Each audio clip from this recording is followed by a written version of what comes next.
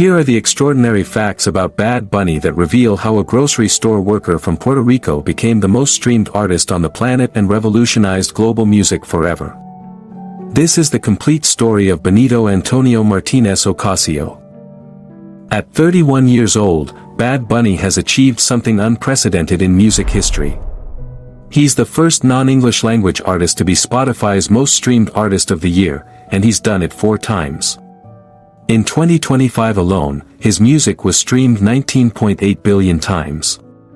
To put that in perspective, that's roughly 63,000 streams every single second of every day for an entire year. Numbers alone don't tell the whole story though. Bad Bunny's journey began in Almirante Sur, Vega Baja, Puerto Rico, on March 10, 1994.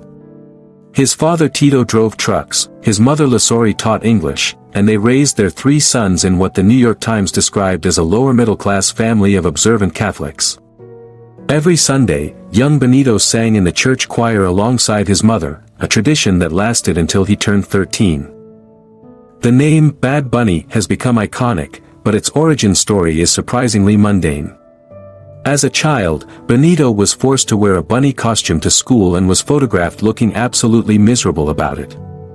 Years later, when choosing a stage name, that angry bunny photo came to mind.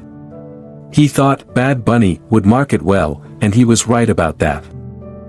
At 14, while most teenagers focused on school and friends, Benito started writing his own music. He'd spend hours crafting lyrics and melodies, developing the sound that would eventually captivate the world. After graduating high school in 2012, he enrolled in the audiovisual communications program at the University of Puerto Rico at Arecibo, but his heart was already in music. The grind was real. While studying, Bad Bunny worked part-time as a bagger and cashier at an Econo supermarket. Picture this, the future king of Latin trap, scanning groceries and bagging items for customers who had no idea they were being served by a future global superstar. In 2013, he started uploading songs to SoundCloud, working tirelessly to perfect his craft while balancing school and work. The breakthrough came in 2016 when his song, Diles, caught the attention of DJ Luian, who discovered it on SoundCloud and immediately signed him to hear this music. His single, Soy Peor, released in December 2016, reached number 19 on the Billboard Hot Latin Songs chart. The grocery store worker had officially become a recording artist. But it was his collaboration with Cardi B and J Balvin on I Like It in July 2018 that truly changed everything.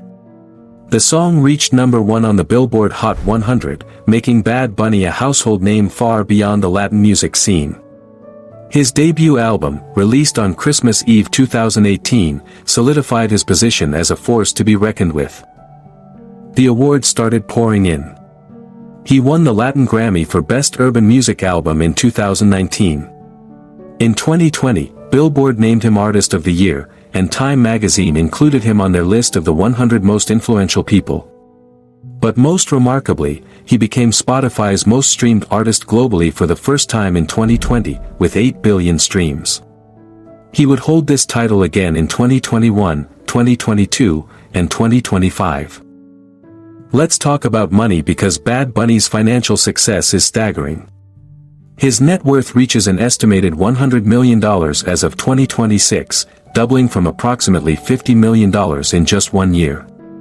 His 2022 world tour was the highest-grossing tour of any musical act on the planet, earning an estimated $230 million. That's more than traditional megastars who have been in the business for decades. But how does he make this kind of money? His streaming deal is particularly lucrative. Bad Bunny works with independent label Rimas Entertainment under a 90-10 distribution deal, meaning he keeps 90% of his streaming revenue. When you're generating nearly 20 billion streams per year, that 90% adds up quickly. Pollstar estimates that Bad Bunny earns as much as $4.1 million for each performance. His 2025 tour for DeBÍ TiRAR MáS FOToS made nearly $100 million in just 1 month of shows. 8 performances at Mexico City's Estadio GNP Seguros alone grossed $86.7 million and sold 518,000 tickets. These aren't just concerts, they're economic events. His Puerto Rico residency, No Me Quiero Ir de Aquí, demonstrates his cultural impact beyond just ticket sales. The 30-date residency at San Juan's José Miguel Agrelot Coliseum was expected to draw around 600,000 attendees and have a direct economic impact of $250 million on the island. Total spending, including purchases not directly related to the shows, reached an estimated $400 million. Beyond music, Bad Bunny has diversified his income through strategic brand partnerships. Endorsements with Adidas, Corona, Cheetos, and Calvin Klein contribute significantly to his wealth. His acting career is also taking off, with roles in F9, Bullet Train, Cassandro, Happy Gilmore 2, and Caught Stealing.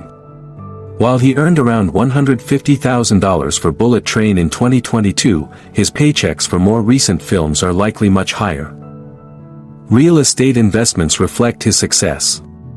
In January 2023, he paid $8.8 million for a mansion in the Hollywood Hills featuring 8 bedrooms and 7 bathrooms across 7,300 square feet. He also owns a hillside property in the Bird Streets neighborhood of Los Angeles, purchased from Ariana Grande for $8.3 million. Despite his international success, he maintains strong ties to Puerto Rico, owning a mansion there and frequently expressing that it remains his favorite place in the world. Bad Bunny's family remains central to his life, something that sets him apart from many celebrities who distance themselves from their roots as they achieve fame.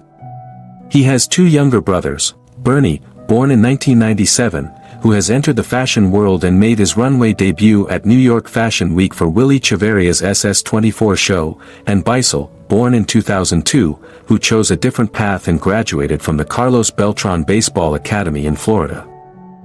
As Bad Bunny told GQ in 2022, many artists become famous, and they suddenly start to change their circle of people. I continue to surround myself with the same people. I keep my same circle. I'm always in contact with my family, even when I can't see them. His romantic life has been the subject of intense speculation. His longest relationship was with Carliz de la Cruz Hernandez, whom he met at the University of Puerto Rico in 2011. They dated for 6 years, working together at the same grocery store and even getting engaged in January 2016. This relationship has recently become complicated due to a $40 million lawsuit filed by de la Cruz in March 2023. She claims her voice recording of Bad Bunny, Baby, which appears in 2 of his songs, is being used without permission. The case remains pending in Puerto Rican courts as of January 2026. From 2017 to 2022, Bad Bunny was in an on-and-off relationship with Puerto Rican model and jewelry designer Gabriela Berlingeri. She even contributed vocals to his song, En Casita. As he told Rolling Stone, "Nobody knows this, but when I did, Te Gust, the song with J. Lo, Gabriela recorded references for J. Lo's vocals." In 2023, Bad Bunny surprised many by dating Kendall Jenner, marking his first high-profile relationship with an American celebrity. The relationship lasted until September 2024, with sources describing it as fun but ultimately not lasting. As of February 2026, multiple sources confirm that Bad Bunny is single, despite speculation about rekindling his romance with Gabriela Berlingeri after she was spotted at the Grammy Awards. Bad Bunny's achievements in 2025 and 2026 have been nothing short of historic. In January 2025, he surprised the world with his 6th solo studio album, DeBÍ TiRAR MáS FOToS.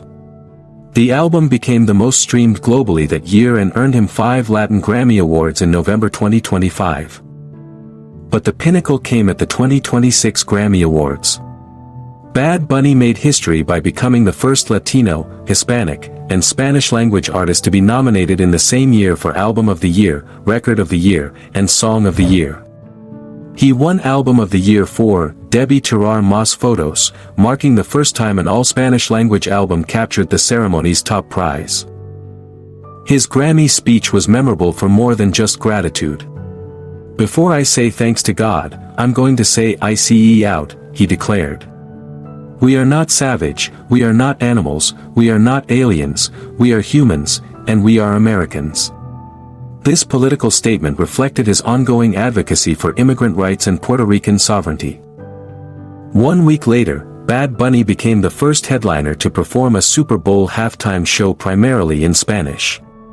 The performance was a celebration of Latino culture, featuring celebrities like Ricky Martin, Jessica Alba, Karol G, and Cardi B. During the show, he handed a Grammy to 5-year-old actor Lincoln Fox in a symbolic gesture representing giving the award to his younger self. Fox later wrote on Instagram, "I'll remember this day forever." The Super Bowl performance faced political controversy, with some critics calling it divisive. Donald Trump called it a terrible choice that sows hatred. But Bad Bunny's response was clear. His set was about bringing people together in celebration of country, family, and unity. The numbers proved the critics wrong. Bad Bunny streams skyrocketed 175% in the US after the performance. Beyond music and entertainment, Bad Bunny has ventured into unexpected territory. He's a former WWE 24/7 champion, having appeared at WrestleMania 37, the 2022 Royal Rumble, and the 2023 Backlash event. He was also the first male since Hugh Hefner to be featured on the cover of Playboy's digital magazine. His humanitarian work reflects his commitment to Puerto Rico. Following Hurricane Maria, he created the Good Bunny Foundation to distribute toys to underprivileged children on the island. He's also invested in local businesses, owns a basketball team in Puerto Rico, and consistently advocates for the island's rights and recognition. Throughout his career, Bad Bunny has accumulated an impressive collection of awards: 6 Grammy Awards, 17 Latin Grammy Awards, 16 Billboard Music Awards, and 54 Billboard Latin Music Awards. He holds multiple records, including being the first Latin artist to surpass 100 entries on the Billboard Hot 100, with 113 career entries. He also has 189 career entries on the Hot Latin Songs chart, more than any other artist. His YouTube channel has 46 million subscribers and over 30 billion video views, making him one of the most watched artists on the platform. These numbers aren't just statistics, they represent a cultural shift toward global acceptance of non-English music. What makes Bad Bunny truly remarkable isn't just his commercial success, but how he's maintained his authenticity while achieving global superstardom. He's openly discussed his fears about marriage, saying, "Weddings and getting married scare me." He's protective of his privacy, stating, "I'm not really interested in clarifying anything because I have no commitment to clarify anything to anyone." Bad Bunny represents something unprecedented in the music industry, a Spanish-language artist who has achieved mainstream global success without compromising his cultural identity or language. He's proven that music truly is a universal language and that authenticity resonates across all boundaries.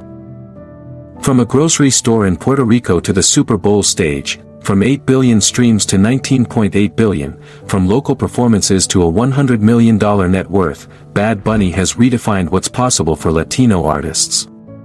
He hasn't just broken barriers, he's obliterated them, creating a new template for global success that countless artists will follow. This is the story of how Benito Antonio Martínez Ocasio became Bad Bunny, and in doing so, changed the music industry forever. His journey from that angry kid in a bunny costume to the most streamed artist on the planet proves that with talent, determination, and authenticity, even the most unlikely dreams can become reality.